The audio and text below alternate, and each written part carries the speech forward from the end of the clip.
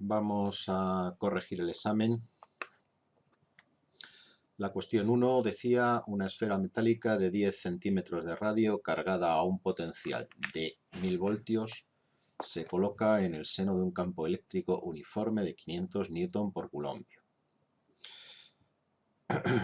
Bueno, pues aquí tenemos ese campo eléctrico uniforme de 500 voltios por coulombio.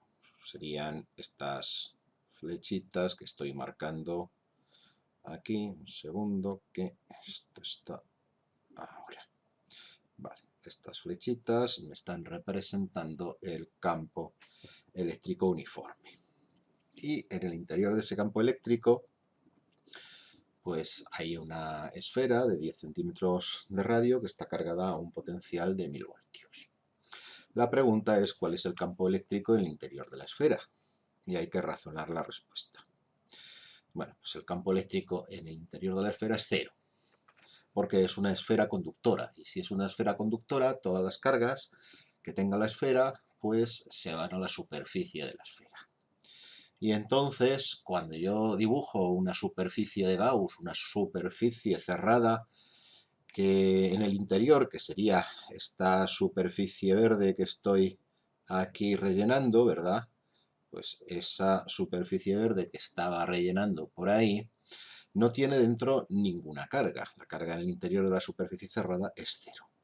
Y aplicando el teorema de Gauss, pues me queda que el flujo, que lo tengo aquí, es pues la definición del flujo, ¿no? La integral a través de la superficie de E por diferencial de S, y eso dice Gauss que es igual a 4pi por k y por la carga encerrada dentro de la superficie esférica.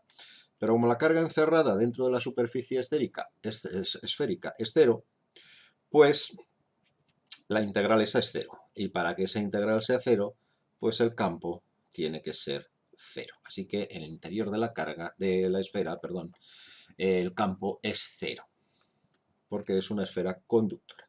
Si no fuese una esfera conductora, pues no sería cero.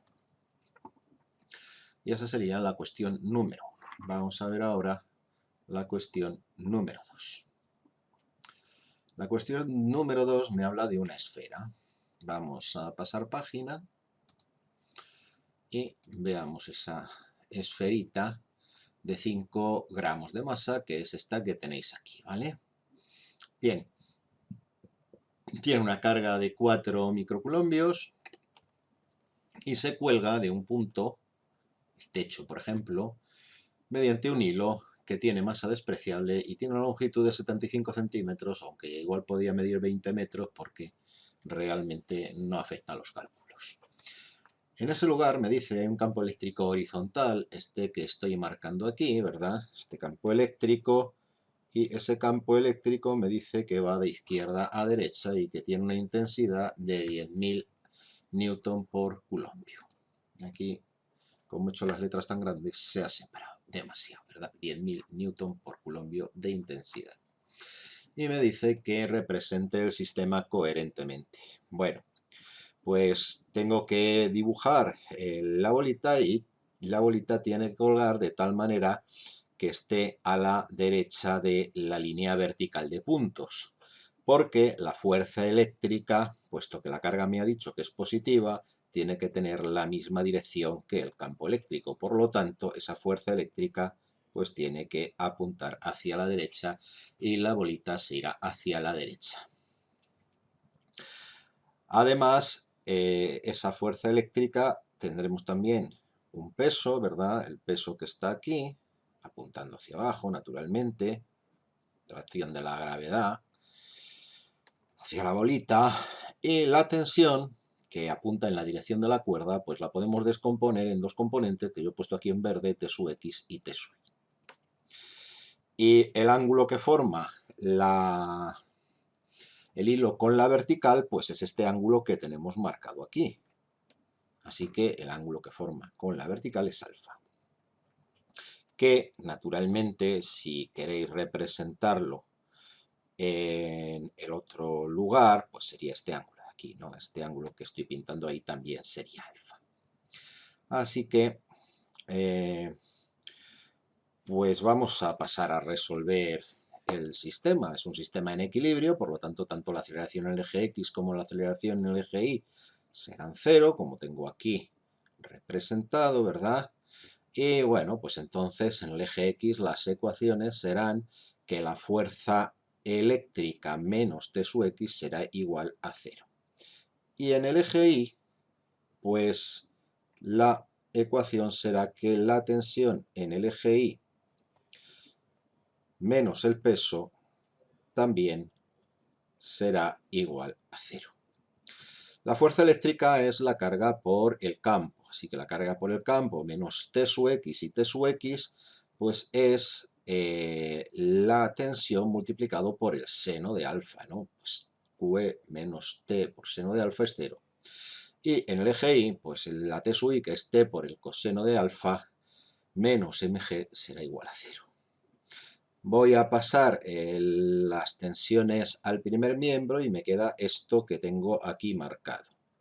Es decir, que la tensión por el seno de alfa es Q por E y la tensión por el coseno de alfa es M por G. Dividiendo las dos entre sí, T y T se va, seno de alfa entre coseno de alfa es la tangente de alfa que tenéis aquí, y me quedaría al otro lado QE partido por MG. Sustituyendo los valores, pues esto me sale que la tangente de alfa es 40 partido por 49, eso es adimensional, no tiene unidades. Y el arco cuya tangente es 40 partido por 49, que sería el ángulo alfa que me están pidiendo, pues es de 39,2 grados. Y con esto pues tendríamos ya resuelto la cuestión 2 y podríamos pasar a corregir la siguiente cuestión, que es la cuestión 3. Vamos a pasar página. Y la cuestión 3 la tenéis aquí. Dice dos placas paralelas horizontales. Bueno, pues estas dos placas que yo tengo aquí marcadas, ¿no? Esta es la placa positiva y esta de aquí abajo es la placa negativa. Bien, lo he puesto así porque es lo que dice el dibujo, ¿no? Hace un dibujo con la placa positiva arriba y la placa negativa abajo. Bueno, pues tengo dos placas paralelas, horizontales, cargadas con la misma carga y con distinta polaridad, y distan una distancia de 20 centímetros, que es esta que tenemos aquí marcada, 20 centímetros, que es 0,2 metros, ¿no?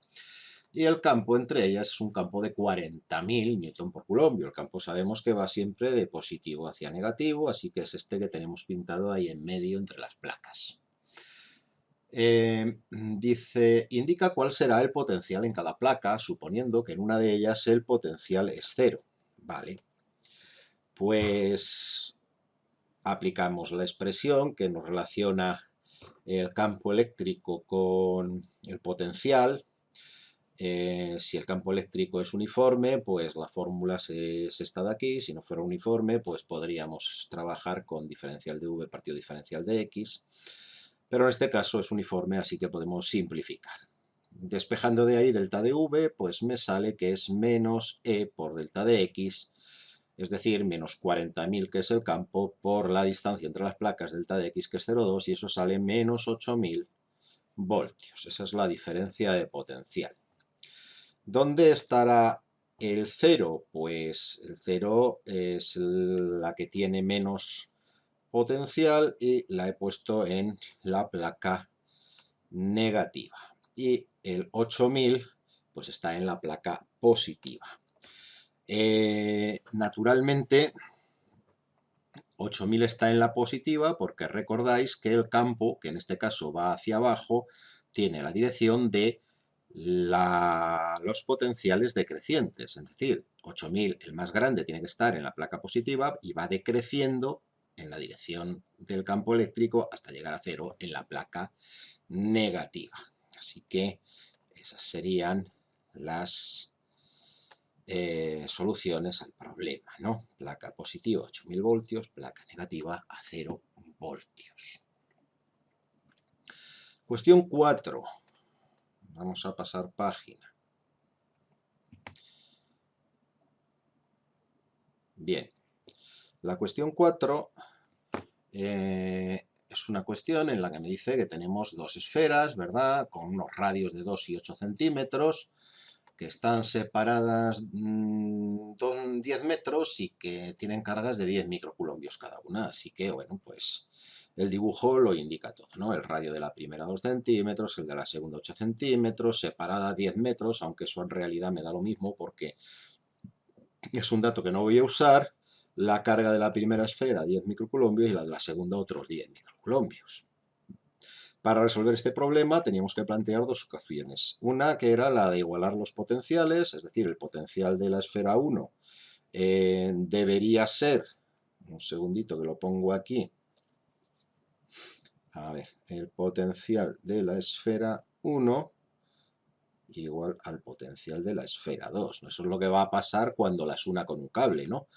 Y en ese momento, pues si esta carga de aquí es la carga 1, que era 10 microcoulombios, y esta de aquí, 10 microcoulombios también, era la carga 2, pues esas cargas van a variar. Va a pasar carga de una de las esferas hacia la otra, y la nueva carga va a ser Q1' para la primera esfera y Q2' para la segunda esfera. El potencial era K por la carga partido por el radio, ese era el potencial para una esfera cargada, y bueno, pues igualamos el de la primera esfera con el de la segunda esfera. Y bueno, conozco K, conozco R1, conozco R2 y no conozco cuáles son las cargas. Necesito otra ecuación más. ¿Cuál es la otra ecuación? Pues la de conservación de la carga. Es decir, yo sé que la carga se conserva. ¿Qué quiere decir eso? Pues eso quiere decir que la suma de las dos cargas, Q1' y Q2', después de unir las esferas, tiene que ser igual a la suma de las cargas antes de unirlas, Q1 más Q2. Así que dos ecuaciones, dos incógnitas.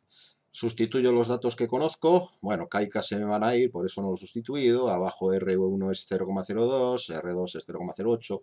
También lo podríais haber dejado en centímetros, en realidad hubiera sido equivalente. Y al otro lado, pues Q1' más Q2', pues como cada una de las cargas eran 10 microcoulombios, pues en realidad tendré 10 y 10, pues 20 microcoulombios, ¿no? Despejando en la de arriba me queda que Q2' es 4 veces Q1', y en la de abajo pues me sigue saliendo que Q1', y ahora en vez de Q2' voy a poner lo que vale, que es 4 veces Q1, es decir, más 4 veces Q1', pues eso es 20. Bien. Despejando entonces me queda que 5 veces Q1' es 20, pues Q1' es 20 partido por 5, así que Q1' es 4 microcoulombios, Q2' pues es 4 por 4, 4 veces la carga 1, 4 veces 4 microcoulombios, 16 microcoulombios, y aquí tendría entonces pues las soluciones Q1 y Q2, Q1', perdón, y Q2'. 4 microcoulombios y 16 microcoulombios. ¿Cuál es el potencial al que están las esferas? Pues voy a calcularlo con una de las esferas porque en realidad he dicho que las dos iban a ser iguales, así que si esto que hemos hecho está bien, pues el potencial debería salir igual sustituyendo en cualquiera de las dos expresiones. He sustituido en la primera esfera 9 por 10 a la 9 por 4 por 10 a la menos 6, 4 microcoulombios partido por el radio 0,02 metros y me sale 1,8 por 10 a la 6 voltios, que es 1.800.000 voltios. Si hubiera hecho el cálculo en el otro lado, pues me hubiera salido lo mismo, porque la carga es 4 veces más y el radio también es 4 veces más, se me va un 4 con un 4 y me saldría lo mismo. O sea que es evidente que el resultado pues, es coherente, por lo menos. Y con esto pues tengo las 4 cuestiones y podría tener 4 puntos en el examen o no. A ver, voy a quitar esto de aquí para que me dé un poquito más de espacio de visualización. Vale. Bueno, el dibujo es del siguiente problema, así que para este no lo necesitamos. Vamos a pasar al siguiente, 1, 2, 3, 4, al 5. Vale, problema 1. Bien, el problema 1 me dice que tengo una partícula alfa. Recordad que las partículas alfa eran núcleos de helio, ¿no? Es decir, tenían 2 protones y 2 neutrones en el núcleo, así que su masa es 4 veces la masa del protón aproximadamente, y la carga es 2 veces la carga del protón.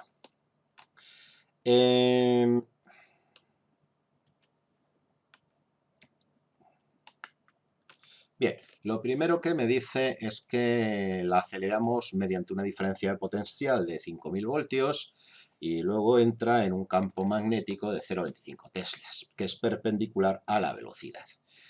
Bien, pues si suponemos que la partícula alfa viaja de izquierda a derecha, pues esta sería la línea que me representa la velocidad de la partícula alfa, así que esta velocidad de la partícula alfa pues iría de izquierda a derecha, como nos decía el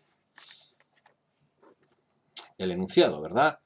Y el campo magnético, pues me ha dicho que era perpendicular al papel y entrando hacia adentro. Aplicando la regla de la mano derecha, si voy de velocidad hacia campo magnético, pues veo que el campo, la fuerza que se obtiene apuntaría hacia arriba. Esta sería la fuerza centrípeta, que es la fuerza magnética. Y eso hace que la circunferencia se produzca en este sentido, es decir, en un sentido tal y como lo tengo yo aquí pintado, que sería antihorario, ¿verdad? Así que ese sería el dibujo que tendríamos que hacer, sentido de giro, perdón, antihorario es lo que sale. Si en vez de haber sido una carga positiva hubiera sido una carga negativa, pues hubiera tenido que ver que saldría exactamente lo opuesto que dijera la regla de la mano derecha, pero en este caso era una carga positiva, así que no tengo ese problema. La segunda cosa que me dice es que calcule la velocidad que adquiere esa partícula cuando es acelerada por esa diferencia de potencial. Bien, la variación de la energía cinética va a coincidir con la variación de la energía potencial. Estamos hablando de campos conservativos, ¿no? Pues el trabajo de la fuerza no conservativa, que es cero, la variación de la energía cinética menos la variación de la energía potencial, y entonces eso significa que la variación de la energía cinética y la de la energía potencial pues tienen que tener el mismo valor. ¿Y cuál es la variación de la energía potencial? Pues la carga por la variación del potencial. La carga era 2 veces la carga del electrón, es decir, 2 veces 1,6 por 10 elevado a menos 19. Y 2 veces 1,6 por 10 a la menos 19. Y la diferencia de potencial era 5.000 voltios.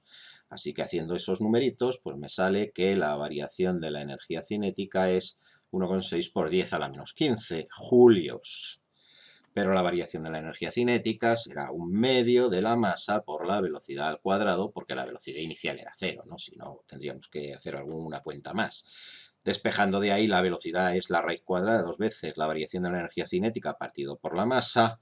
Y bueno, pues sustituimos 2 veces la variación de la energía cinética, que es esta que hemos encontrado ahí, la ponemos ahí arriba, y aquí abajo pues 4 veces la masa de un protón, 4 veces 1,66 por 10 a la menos 27. ¿Y qué sale de hacer todo eso? Pues nos sale una bonita cantidad de 6,942 por 10 a la 5 metros por segundo, es decir, 694.000 metros por segundo, que no está mal, pero está bastante lejos de los 300 millones de metros por segundo, que es la velocidad de la luz.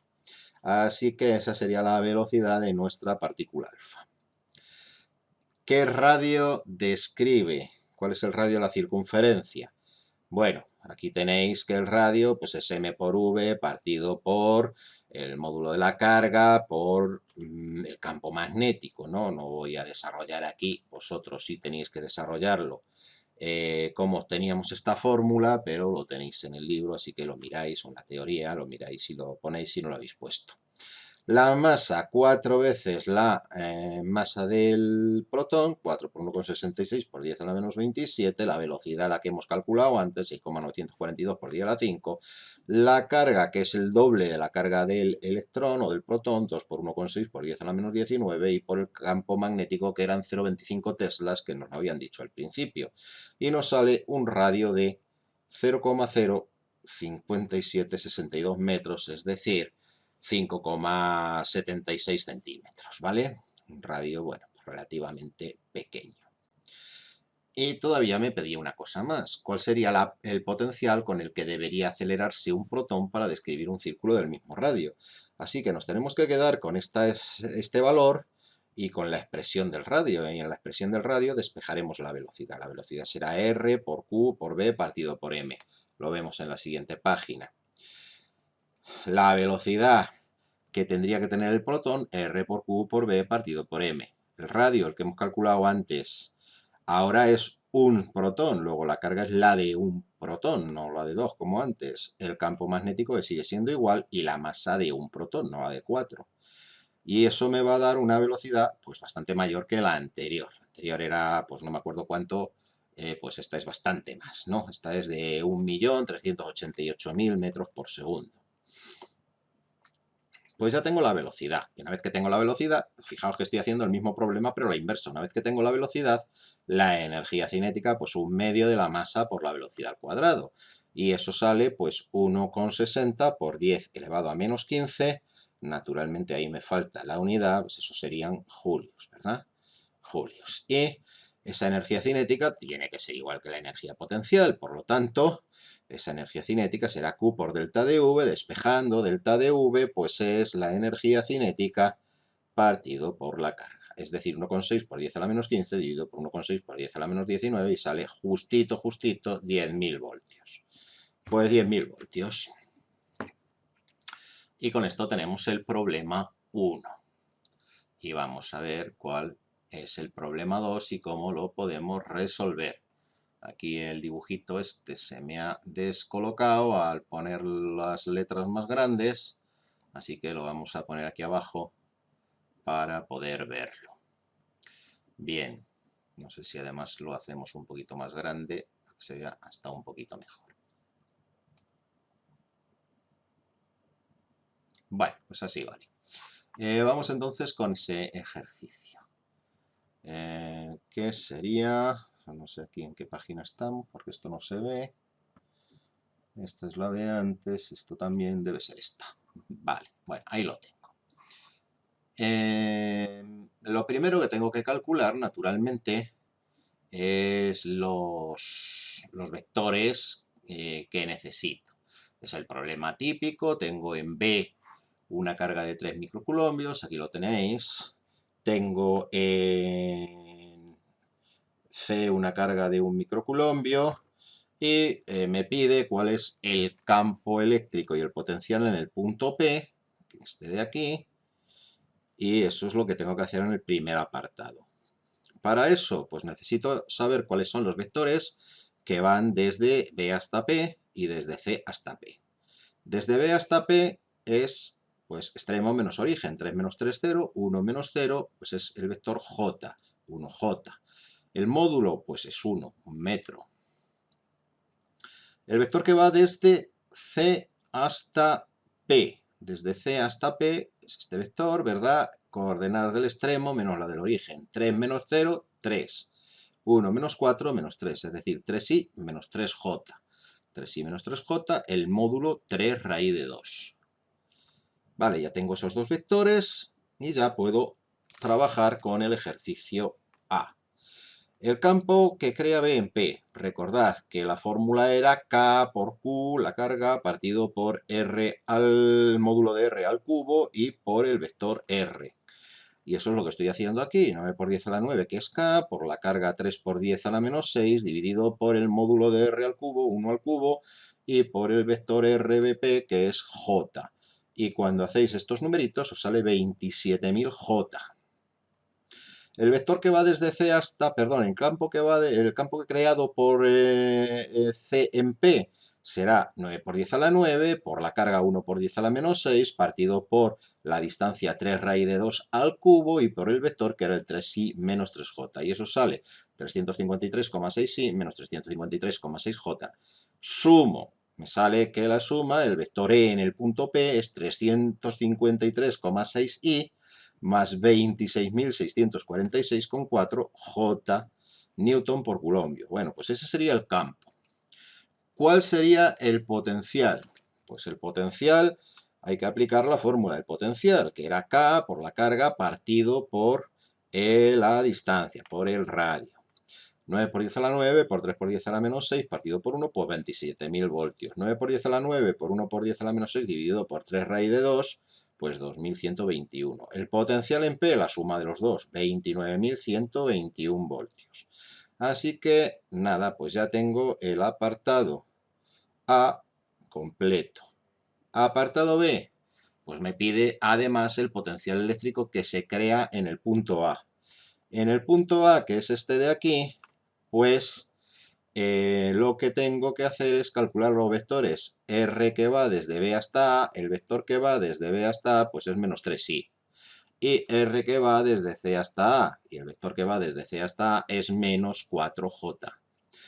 Y las distancias pues son 3 metros y 4 metros. En este caso el vector me da lo mismo, porque no me pide que calcule el campo, solo me pide que calcule el potencial. Potencial de B en A, pues 9 por 10 a la 9 por la carga de B, que es 3 por 10 a la menos 6, partido por los 3 metros de distancia, y eso son 9000 voltios. Potencial de C en A, pues 9 por 10 a la 9 por 1 por 10 a la menos 6, partido por la distancia, que es 4, pues 2250. Sumo y me sale pues 11.250 voltios. Vale, pues ya tengo el apartado B y solo me falta un apartado más que debe ser el C, porque es el que va después del B, ¿no? A ver si soy capaz de pasar página, que sería esta de aquí. Bien, me dice cuál es la velocidad que adquiriría una carga de 2 microcoulombios y 0,3 gramos de masa colocada en el punto A. Vaya hombre, alguna pega tenía que tener y es que se me ha quedado un cachito el problema en la otra página. Decía que la velocidad que adquiriría una carga Q3 de 2 microcoulombios y 0,3 gramos de masa colocada en el punto A, que partiendo del reposo llegase hasta el punto P, debido a la atracción de ambas cargas. Es decir, para hacer eso, pues lo que tengo que calcular es el trabajo que se hace para ir desde A hasta P. ¿Y ese trabajo cuánto es? Pues es menos Q por delta de V. Y delta de V es la diferencia de potencial. El potencial en P, que era 29.000 y pico, menos el potencial en A, que es 11.250. Metiendo todo eso en la calculadora, me sale que el trabajo que se realiza es este, 0,035742 julios. ¿Y en qué se emplea ese trabajo? Pues incrementar la energía cinética de ese objeto, ¿no? De esa carga de 0,3 gramos y menos 2 microcoulombios. Así que ese trabajo que hemos hecho es la variación de la energía cinética. Despejando, pues la velocidad de aquí, la velocidad, el 1 medio, el 2 pasa multiplicando, la masa pasa dividiendo, saco la raíz cuadrada, me queda que la velocidad es la raíz de 2 veces el trabajo para ir desde A hasta P partido por la masa. Pongo los valores que me han salido, es decir, el 2, el trabajo que es este de aquí, la masa que me la daban 0,3 por 10 a la menos 3 y me sale esta bonita raíz cuadrada que después de sacarla con la calculadora pues sale una velocidad de 15,44 metros por segundo. Esa sería la velocidad que adquiere esa carga cuando va desde A hasta P. Fijaos que, como me ha salido el trabajo positivo, ¿vale? Al salirme positivo el trabajo, la carga va solita, no tengo yo que llevarla, ¿eh? Y no solo va solita, sino que va solita y va adquiriendo una velocidad cada vez mayor. Bien, pues vamos con el problema 3, que debe ser también el problema último. El problema 3, vamos a pasar otra página, es este de aquí. Bien, el problema 3 me dice que tengo dos hilos conductores y paralelos, separados por una distancia de 50 centímetros, que es lo que os pongo aquí, ¿verdad? Porque en el dibujo os dije que ponía en un principio 5 centímetros, pero la cuestión es que lo había cambiado y en realidad eran 50, ¿vale? Así que supongo que como os he avisado no habrá sido ningún problema. Bien, 50 centímetros es la distancia que separa esos hilos. Y me dice que si la fuerza por unidad de longitud que se ejerce entre ambos conductores es de 4 por 10 a la menos 5 newton por metro, que cuál es la intensidad de corriente que circula por los conductores. Bueno, la fuerza, recordáis que era I por L por B, como L y B, el hilo es perpendicular al campo magnético, pues ahí me aparecería un seno de 90 que es 1 y me quedaría la intensidad por L, por el campo magnético que crea uno de los hilos, que es mu sub 0 partido por 2pi por I partido por R, ¿no? Y despejando de ahí, la L la pasamos al otro lado, la fuerza partido por L, la fuerza por unidad de longitud, es mu sub 0 partido por 2pi por I al cuadrado por R. Esta es la fórmula que habíamos visto en teoría. Bueno, en teoría en vez de I cuadrado poníamos I1 y I2 porque podían pasar intensidades diferentes por cada uno de los hilos, ¿no? Como en este caso las dos intensidades son iguales, pues en vez de poner I1 por I2, pues pongo I al cuadrado y me ahorro cálculos intermedios, ¿no? Bien, ¿cuánto vale la intensidad entonces? Si despejáis de aquí, pues el FL, el R pasa multiplicando, el 2pi también y el mu sub 0 pasa dividiendo y me queda esta expresión que tenemos aquí, que me acabo de medio cargar porque en vez de usar el marcador, pues he usado el lápiz, ¿no? Pero bueno, vamos a usar el marcador, hacemos lo mismo y ahora no hemos roto nada. ¿Cuánto vale esa intensidad? Pues fuerza por unidad de longitud, F partido por L es 4 por 10 a la menos 5. Y el resto, pues 2pi, el 0,5 es la distancia entre los dos hilos, medio metro, ¿verdad? 50 centímetros, y abajo, pues lo que vale mu sub 0, que es 4pi por 10 a la menos 7. ¿Y eso cuánto sale? Pues lo de dentro de la raíz vale 100, así que si saco la raíz de 100, pues me sale 10. 10 amperios es la intensidad que circula por esos hilos.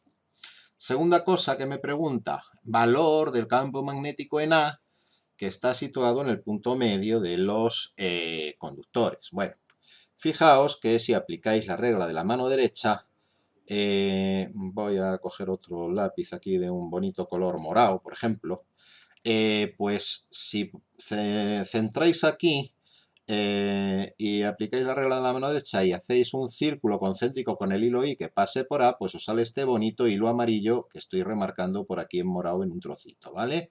Ese hilo, pues, tiene este sentido, la circulación del campo magnético, y cuando llega al punto A, pues lo que pasa es que el campo magnético sería esta flecha amarilla que tengo aquí, que está saliendo perpendicularmente al plano del papel.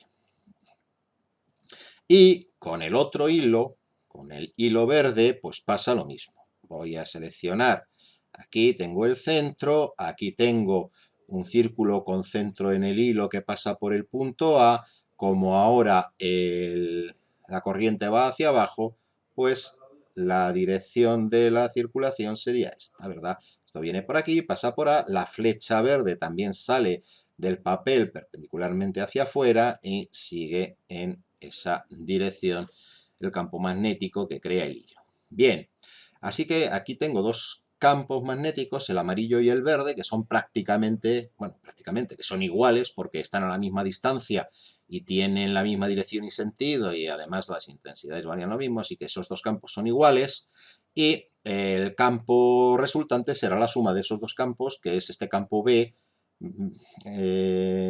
flechita que he pintado en un bonito color azul, ¿verdad?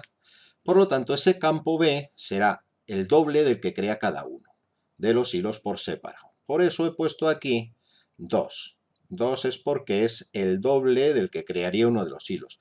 Y el que crearía uno de los hilos es este, mu sub 0 por I partido por 2pi partido por R. Y como sale perpendicularmente al papel, y aquí tenemos que el eje Z es el que sale perpendicularmente al papel, y este es el sentido positivo, pues por eso pongo aquí por K. Y cuando hacéis los numeritos correspondientes, pues tenéis que poner el 2, el 4pi por 10 a la menos 7, el 2pi, los 10 amperios de antes, el 0,25 que es la distancia, que es la mitad de estos 50 centímetros, ¿no? 0,25 metros, y os sale que el campo magnético en ese punto pues es este 1,6 por 10 a la menos 5 teslas. Y con esto tenéis el apartado B del ejercicio. Y el apartado C, que es el único que os queda, pues tenéis que la fuerza es, ya lo sabéis, ¿no? La fuerza sobre una carga que hace un campo magnético, pues es la carga por la velocidad por el campo magnético. Bien, pues la carga es 5 por 10 a la menos 6, la velocidad es 8000 y el campo magnético es el que acabamos de calcular, 1,6 por 10 a la menos 5. Y y la velocidad y el campo magnético son perpendiculares, ¿verdad? Porque este ángulo que voy a pintar aquí, no sé en qué color, porque ya se me están acabando los colores, en rojo, por ejemplo, ¿no? A ver, cogemos un bonito color rojo y vamos a ver este ángulo de aquí. Vaya hombre, pues qué color rojo más chulo he cogido, ¿verdad? Voy a deshacer y a ver si cojo el color rojo de verdad. Bien, decía, este ángulo de aquí es un ángulo de 90 grados, ¿no?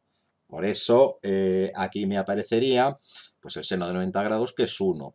Y también tendría que ver que aplicando la regla de la mano derecha, pues eso tendría la dirección de V hacia B, tendría la dirección del eje X. Así que aquí tendría que poner una Y, que no la he puesto antes, pero no pasa nada porque la pongo ahora, y eso sería igual, después de hacer los números, al 6,4 por 10 a la menos 7y, que aquí sí que lo había puesto, que saldría como posible solución.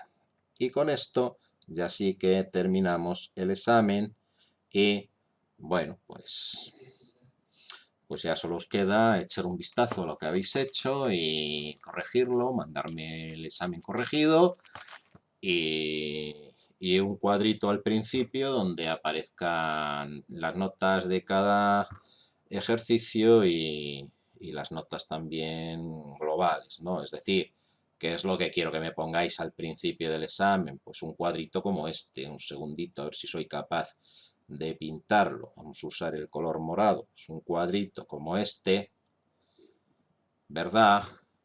Que mejor lo voy a pintar otra vez porque estoy viendo que en la presentación sale medio regular. A ver si a esta altura entra. Sí, yo creo que con esto es suficiente.